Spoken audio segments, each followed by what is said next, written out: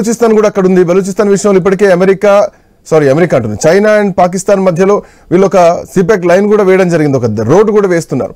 So దాన్ని base చేసుకొని పాకిస్తాన్ ఏమైనా అక్కడ వనరుల్ని నిక్షేపాలని ఏమైనా తీసుకోవాలన్నటువంటి ఉద్దేశం ఏమైనా ఉందా?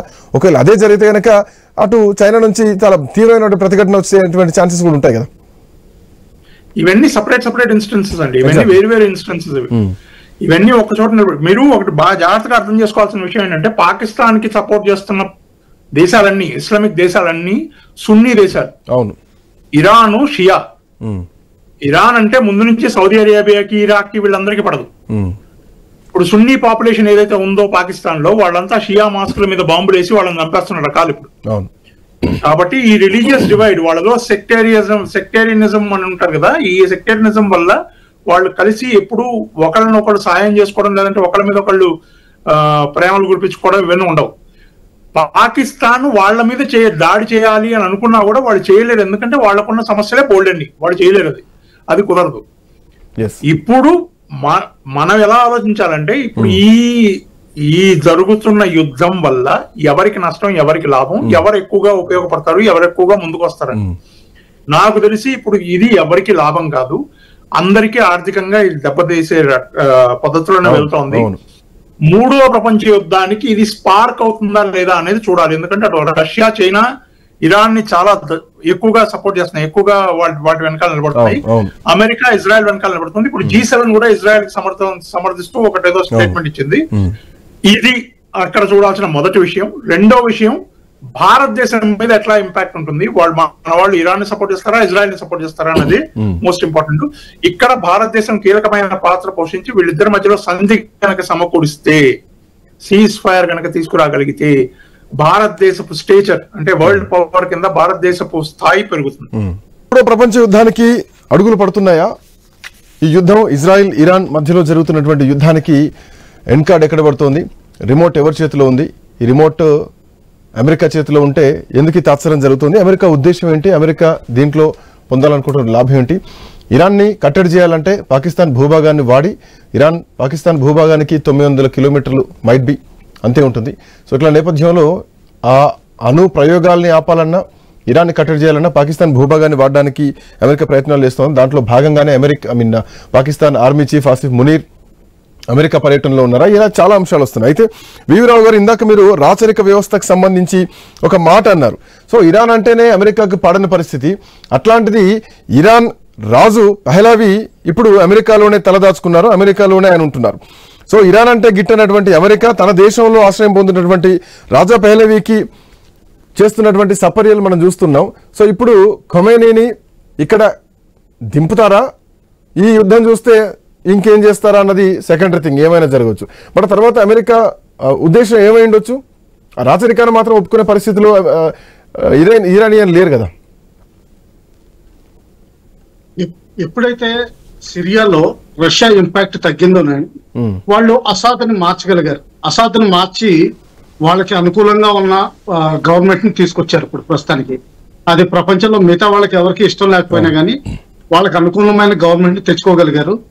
అసాద్ బయటకు వెళ్ళిపోవాల్సి వచ్చింది, ఆయన రష్యాలో తలదాచుకున్నారు. అలాగే 1979 ముందర పహలవీ ఎప్పుడైతే షా ఉన్నారో ఆయనకి 100% అమెరికా సపోర్ట్ ఉండేది ఆ రోజుల్లో. అందుకనే ఈ రోజు కూడా ఇరాన్ లో F-14 విమానాలు, ఆ రోజుల్లో లేటెస్ట్ విమానాలు వాళ్ళకి ఇవ్వడం జరిగింది. సో ఆ విధంగా ఏంటంటే అమెరికాకి ఎండ్ స్టేట్ ఏం కనిపిస్తుందంటే, ప్రస్తుతం ఉన్న థియోక్రసీని తీసేసి, అంటే ఈ మౌల్వీ అయోతల్లా రూలింగ్ తీసేసి రాచరికం ప్లస్ ఓ సార్ట్ ఆఫ్ డెమోక్రసీ తీసుకొస్తే వాళ్ళకి చాలా అనువుగా ఉంటుంది. ఇది వాళ్ళు అటువంటి ఎండ్ స్టేట్ చూస్తున్నారు. తర్వాత దాంతో పాటుగానే డీన్యూక్లియరైజేషన్ కూడా అయ్యే అవకాశాలు 100% ఉన్నాయి. సో అల్టిమేట్ ఎండ్ స్టేట్ వాళ్ళు అచీవ్ చేయగలిగితే మాత్రం ట్విన్ ఆబ్జెక్టివ్స్ రెండు వాళ్ళు అచీవ్ చేయగలుగుతారు. చెప్పండి.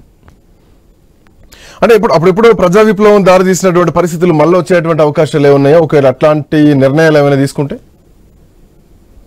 ఆల్రెడీ మద్దతుదారులు, రాచరికం మూగున్న మద్దతుదారులు చాలా సపోర్ట్ గా మెల్లగా ట్రై చేస్తున్నారు. ఈ మధ్యలో ఉమెన్స్ లిబరేషన్ పేరు మీద చాలా అమెరికన్ ట్రై చేసింది, పబ్లిక్ రిలేషన్స్ ఎక్సైజ్ లోను, అలాగే ఇంటర్నేషనల్ పరాయా చేయడానికి ఇరాన్ ని, ఏదో థియోక్రసీ ఇటువంటి వాటికి అన్నిటి సీరియస్ గా చూపించి చాలా ప్రయత్నించింది, కానీ సక్సెస్ కాలేకపోయింది.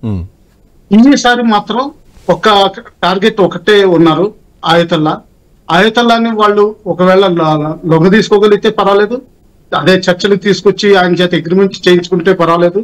ఒకవేళ అటువంటి అగ్రిమెంట్ జరగకపోతే మాత్రం నెక్స్ట్ ప్లాన్ ఏం చేస్తారన్నది చూడాలండి. రాచరికాన్ని ఎలా తీసుకొస్తారన్నది కూడా ఒక పగడ్బందీ ప్లాన్ ఉన్నట్టుందండి అమెరికాలో. చెప్పండి.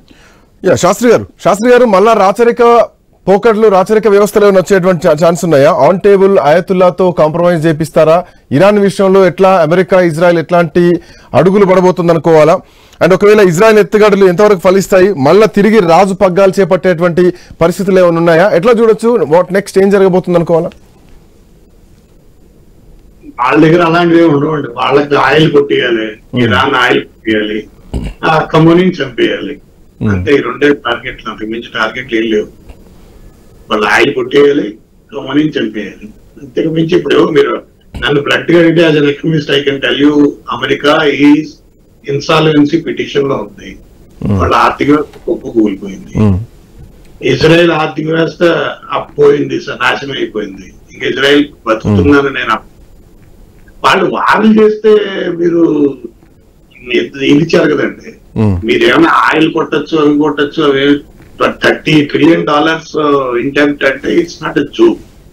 మీరు ఆ చక్రంలో, ఆ సైకిల్, ఎకనామికల్ లైఫ్ సైకిల్ నుంచి ఒకసారి బయటకు వచ్చారండి, it is difficult again penetrate. అంత ఈజీ కాదు అది.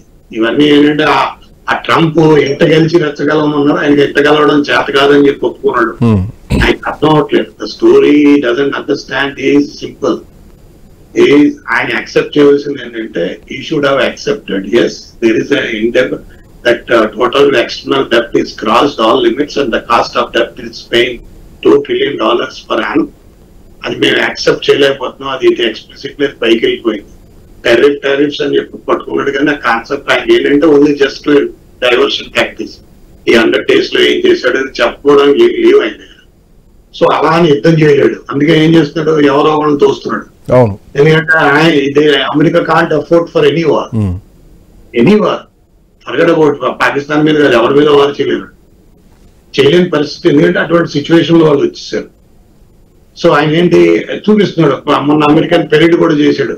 ఆ పెరేడ్ మనకంటే నేపాలీ వాళ్ళు బ్రహ్మాండంగా చేస్తారేమో వాళ్ళ అమెరికన్ పెరేడ్ కంటే. అదేంటంటే మీకు తెలిసిపోతుంది ఆ డిస్ప్లేజర్. ఎందుకంటే మీకు ఎండ్ ఆఫ్ ద డే ఒకటి మాత్రం పెట్టుకోండి, but not today or tomorrow.